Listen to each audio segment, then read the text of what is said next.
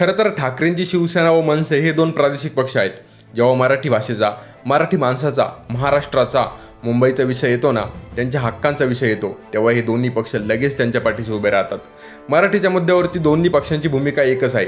बाकी हिंदुत्वाचा मुद्दा जरी म्हटलं त्यावरती सुद्धा त्यांच्या भूमिका सारख्याच आहे. त्यामुळे हे दोन्ही पक्ष एकत्र आले तर त्यांचं पुढचं राजकारण हे खूप प्रभावशाली ठरू शकतं.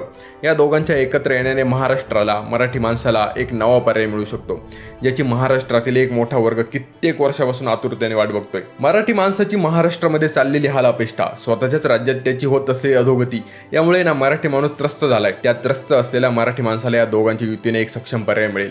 दोन्ही नेते मराठी माणसाच्या न्याय हक्कांसाठी आग्रही असतात, त्यामुळे मराठी माणसाची मते फुटण्याचे चान्सेस कमी होतील. काय आहे माहिती आहे का, प्रत्येक वेळेस अशा बातम्या येतात, मराठी माणूस आशेने बघतो आणि परत सगळं जैसे थे.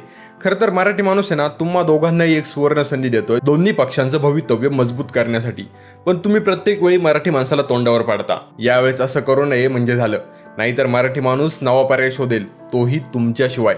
त्यामुळे मराठी माणसाला वेड्यात काढू नका. हीच ती वेळ आहे तुमचा जुना सुवर्णकाळ परत आणण्याची.